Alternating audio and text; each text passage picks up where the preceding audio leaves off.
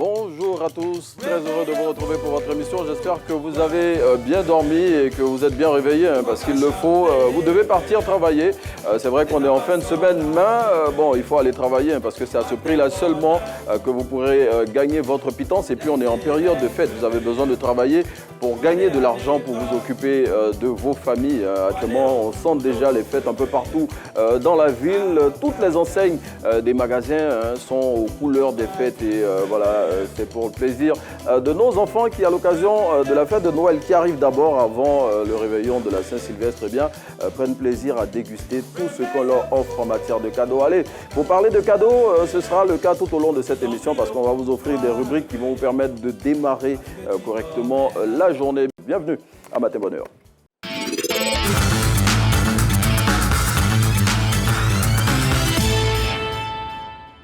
Voilà, Méliane Cuny qui va nous rejoindre dans le salon de Matin Bonheur. Méliane, oui, comment Renaud, ça va? Ben, ça va super bien. Méliane qui était en griffe en vacances. En vacances? Mais non, je n'étais pas en vacances. Qui est de retour. Comment ça va, Mélie? Ben, ça va super bien. Super. Avec toi aujourd'hui, bon, on va décrypter tout ce qui s'est passé sur les réseaux sociaux pendant qu'on... Méliane était en vacances. Méliane n'était pas en vacances. C'est juste pour la charité. Mélie, 5 sujets. Avec toi aujourd'hui, on va démarrer avec cette visite du chef de la diplomatie malienne, visite prétendue. Voilà, Chef de la diplomatie malienne à Abidjan, voilà, visite qui est antérieure à l'affaire des 49 soldats ivoiriens. Ça n'a rien à voir. Déjà, on a vu les formations circuler sur les réseaux sociaux. Oui. On sait justement ce qui se passe en ce moment, Oui, l'histoire de 49, Mali, 46 oui. et autres. Donc, on a une information qui circule comme ça sur une plateforme malienne qui annonce que le ministre, justement, est venu en Côte d'Ivoire pour négocier. C'est une visite de diplomatie, et justement... Mais ça n'a rien à voir. En fait, la visite, c'est une vieille visite. C'est une vieille visite, et l'avantage qu'on a, c'est qu'on a RTI Info. Donc, vous allez voir l'illustration. Donc, la vidéo qui est utilisée date de 2021 ou 2011. On va voir l'illustration là à l'écran. Grâce à la réalisation, bien évidemment. Donc, visite qui s'est passée longtemps avant. Longtemps avant, voilà. Cette affaire. Voilà, donc ça n'a rien à voir. Cette vidéo est sortie de son contexte. Oui. Voilà. Donc, vidéo sortie de son contexte, c'est toujours, bon, avec les esprits retors qu'on a sur les réseaux sociaux, bon, ils cherchent à avoir des likes. Oui, ils cherchent à avoir des likes, ils cherchent à avoir une certaine visibilité. Donc, chacun dit ce qu'il a envie de dire, maintenant c'est fort. Donc, il faut retenir que... L'information selon laquelle le chef de la diplomatie malienne serait venu à Abidjan dans le cadre de l'affaire des 49 soldats ivoiriens. Non, 46 maintenant. Oui, 46, voilà, non. Voilà. C'est une fausse information. C'est une fausse information. OK. Et puis, autre sujet dont on parle avec vous, Méliane, il est relatif à des terroristes rwandais. Non, on va pas parler de terroristes rwandais. On va laisser le Rwanda. Bon. Donc, comment on en parle? On va se concentrer sur le mondial. Après cette information, on va revenir sur le mondial. Oui. Et tu connais, comment il s'appelle, Mbolo? Oui. Brel Mbolo. Mais est-ce que tu sais que Brel Mbolo, il est d'origine? Oui, il est d'origine camerounaise. Et il a marqué contre... Une information qui a circulé après le match contre le Cameroun. Selon on a même vu la vidéo circuler sur les réseaux sociaux, disant que la maison de ses parents était saccagée. Oui. Mais non, l'information est fausse. Ah, donc même ça, c'était faux? Non, c'était faux. Bon, on a tous vu la vidéo, on y a cru que voilà, des manifestants camerounais étaient allés s'en prendre à sa maison familiale, à ses parents et tout cela. Non, l'info est fausse. Vraiment? Non seulement c'est pas chez ses parents, parce que quand on regarde, on a une chaise rose sur la vidéo, et la chaise nous montre, c'est les chaises utilisées au niveau de la compagnie d'électricité du Cameroun. Donc les manifestants étaient allés se plaindre contre des coupures intempestives en fait. Mais en fait, les gens, ils sont forts, ceux qui font ce genre de choses-là sur les réseaux sociaux. Vous savez, prennent les images d'une manifestation, on la colle au contexte du moment, et puis ça a tellement bien pris que tout le monde y a cru. Tout le monde dit, mais la pauvre famille et tout, mais non. Bon, Brel Mbolo qu'on a traité de Judas, mais en même temps, le gars, sa nationalité sportive, elle est suisse. Elle est suisse, il est d'origine... Il a fait le boulot. Mais sinon, Kylian Mbappé, ses origines, c'est... Bon, non, on va pas... mais voilà. Tout le monde sait qu'il est Camerounais d'origine. D'origine, donc c'est pareil, en fait. Il est français. Voilà, Méliane Cuny. Prochain sujet avec vous. Prochain sujet, on va parler des maillots des Black Stars. Oui, maillots qu'on avait dit avoir été oubliés par oui, l'intendant de l'équipe. Mais voici les véritables maillots. OK. Et cette publication a été faite justement par l'équipementier bien avant même le match. Oui. Donc, c'est le maillot qu'ils ont porté, c'est leur maillot. Donc, ils n'en ont Ce n'est pas un ancien maillot, ils n'ont pas oublié leur maillot. Bon, je veux dire, comme je dis, bon, ils ont surfé sur... En fait, chacun surfe sur la vague et on donne des informations, ça et là. Il suffit de prendre une information, de la sortir du contexte et d'assimiler. On parlera certainement... jeudi prochain ou surprochain, d'une autre illustration où tu verras Kylian Mbappé entouré de plusieurs sportifs. Et c'était 8 au total. On va dire oui qu'il a réussi justement à évincer ces 8. Ah, okay. Alors que c'est une image truquée. L'info sur le Ghana, bon, je veux dire, après, ils l'ont utilisé pour un peu regarder les Africains, comme quoi l'intendant de l'équipe oublie les maillots, c'est un manque de sérieux. Et c'est pour ça, justement, qu'ils n'ont pas gagné et tout et tout. Tu sais, il faut toujours justifier. Bref, pour parler comme quelqu'un, les gens, ils ont le temps. Hein. Ils ont le temps, ils ont le temps. Donc moi, ce que j'aimerais vous dire, c'est de faire attention à tout ce que vous allez voir sur les réseaux sociaux. Oui. Tout ce qui apparaît. Avant, on disait, quand c'est une vidéo, c'est que c'est vrai. Mais même maintenant, les vidéos, on arrive à les truquer. Oui. Donc, il faut faire attention à tout ce que vous voyez sur les réseaux sociaux. Et comme j'ai l'habitude de dire, avant de partager une information, avant de partager un contenu, la première question à se poser, c'est qui m'envoie cet élément? Ensuite, pourquoi je reçois cet élément? Et enfin, si je partage à quelqu'un, quelles sont les émotions ou qu'est-ce que cette personne va ressentir? Une fois que ça c'est fait, je pense que vous n'allez pas partager à tout va, tout ce qu'on voit. En même temps, ce sont les questions que les gens ne se posent pas très souvent. Hein, donc, il faut revenir là-dessus. Il faut toujours se poser les bonnes questions avant de liker et partager. Avant de liker, de partager. C'est surtout, aujourd'hui, on a une loi en Côte d'Ivoire qui... Oui. Si vous partagez de fausses informations, ben, vous pouvez être arrêté. Pour diffamation sur les réseaux sociaux, eh bien... Vous allez faire un petit séjour à la maison d'arrêt. Cette loi-là, c'est étendu à la presse. Donc aujourd'hui, toutes les publications qui sont faites sur les réseaux sociaux, ceux qui publient les informations sont comptables. Des commentaires qui sont faits. Donc il faut faire vraiment très attention. Méliane Cuny, on a un autre sujet pour refermer nos échanges? Non, c'est bon. Ah, ok. Donc on s'arrête à 3. Mais non. Oui, allons-y. Vas-y, Géno. Je voulais qu'on revienne sur le fact-checking. Déjà, si on peut rappeler à nos téléspectateurs comment faire justement pour pouvoir vérifier toutes ces informations qu'ils retrouvent sur les réseaux sociaux. La pédagogie indique qu'il faut toujours revenir. La répétition est pédagogique, donc on ne cessera de le dire. C'est pour ça qu'on se pose d'abord les 3 questions. Qui m'envoie l'élément? Il faut vérifier la source. On a fini de se poser ces questions-là. Comment on fait pour vérifier, Méliane Cuny? Parce que c'est ça. Mais justement, Renaud, déjà, quand on se pose la question de qui m'envoie l'élément, si je sais que ce n'est pas un organe de presse, ce n'est pas RTI Info qui m'envoie ces éléments... Ce sont des gens même en qui vous avez confiance, qui d'habitude vous envoient de bonnes informations, que vous recevez ces infos-là. Vous voyez? Peut-être que ces personnes, elles-mêmes, elles ont été trompées par... Elles sont fait gruger. Voilà, c'est pour ça que je vous demande de vérifier la source. Après la source, les outils de vérification. Oui. En termes d'outils de vérification, on va aller avec l'image.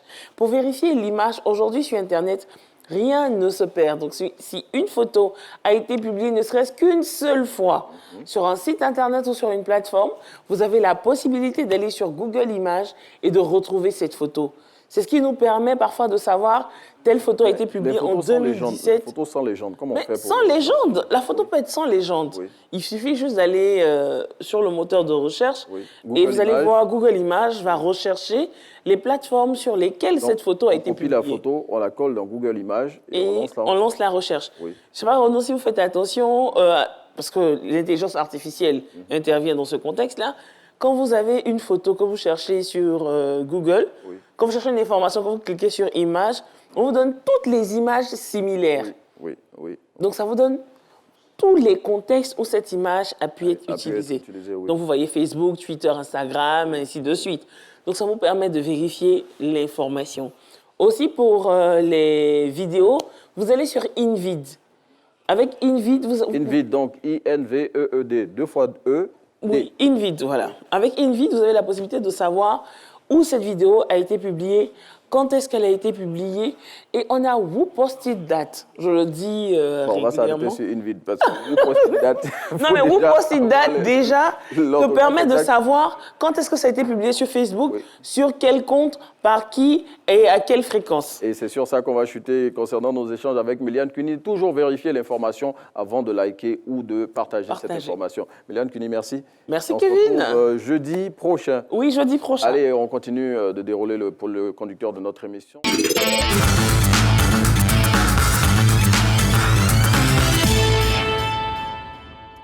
Je me tiens debout pour recevoir la dame qui va venir, docteur Kwaku Christelle. Venez, docteur. Vous allez... Voilà, on va se mettre ici. Bienvenue.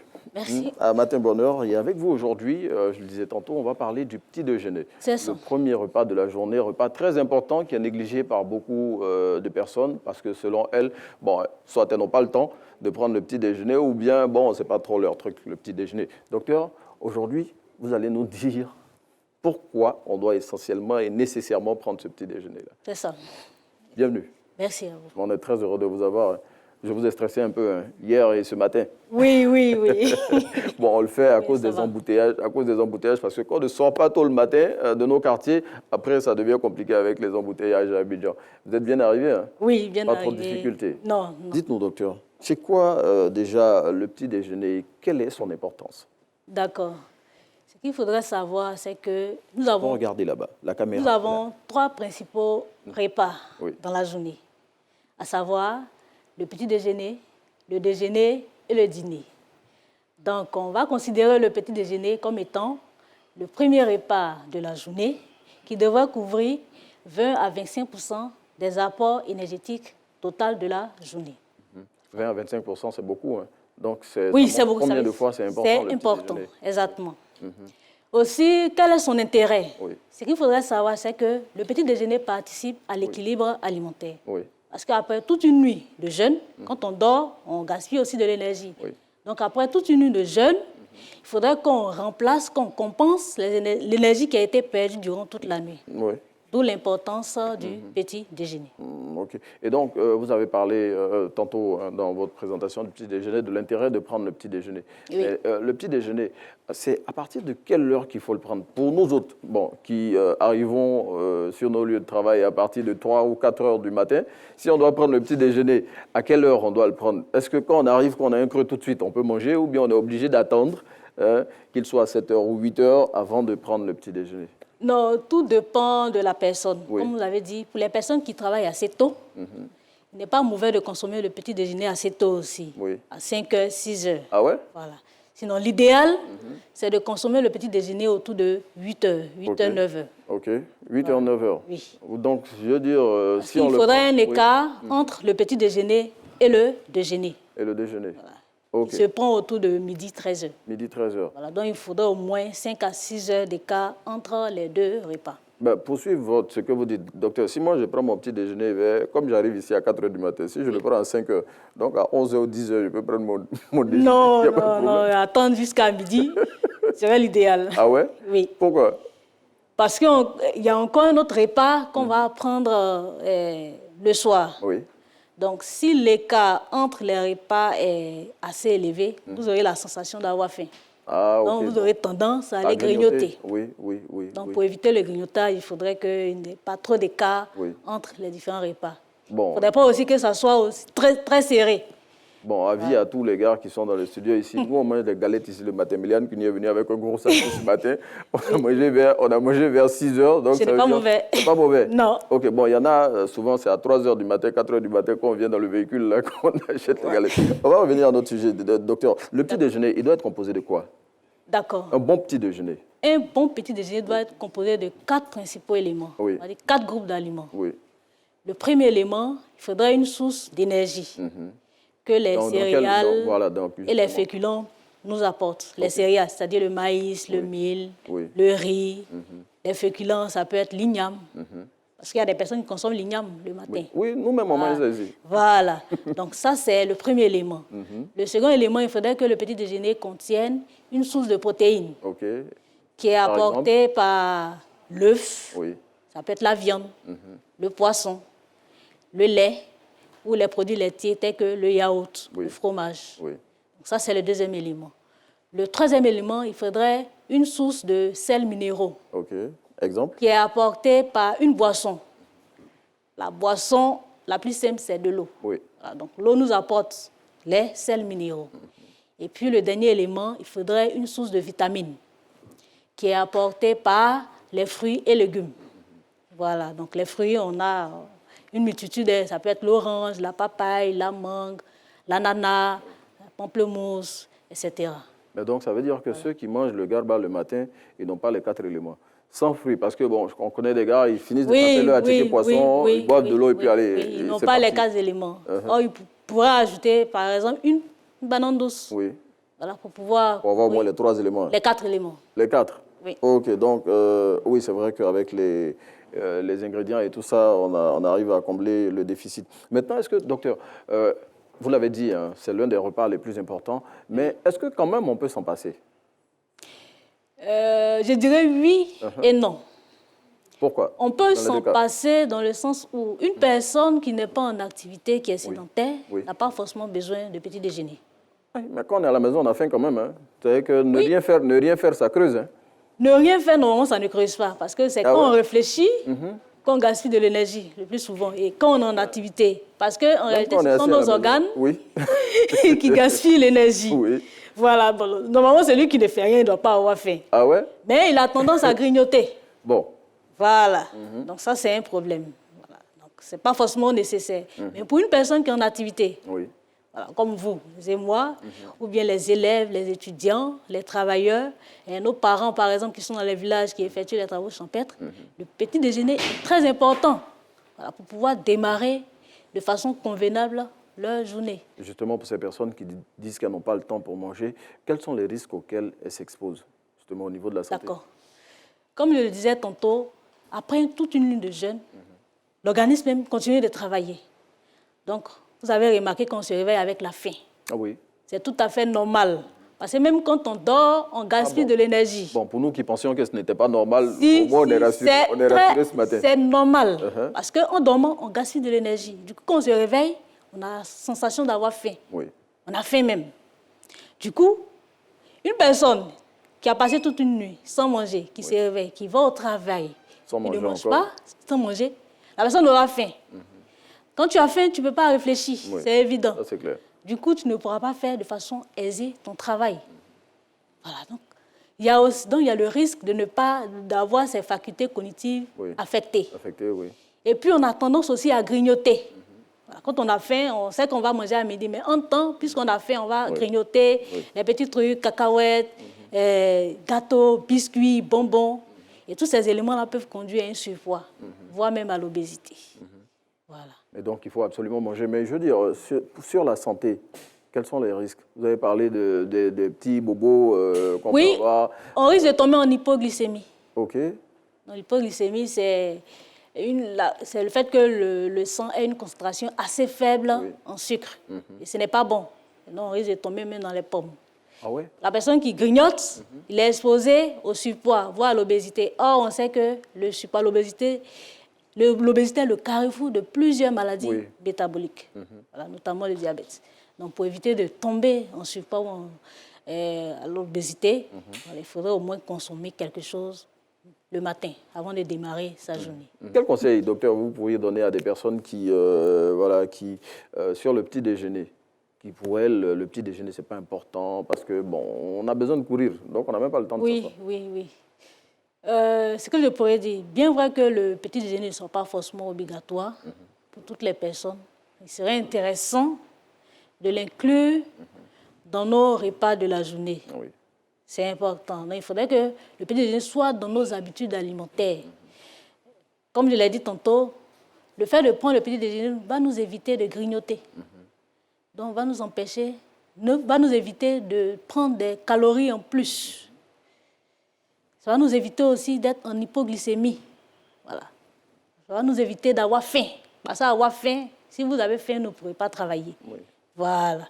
Donc, le petit déjeuner va nous permettre d'avoir une alimentation saine. Voilà, c'est ce que je dis, vous avez dit qu'entre le petit déjeuner et le repas de midi, on doit avoir au moins 5 heures, c'est ça, non? 4-6 heures au moins. 4-6 heures. Oui. Bon, je vais revenir.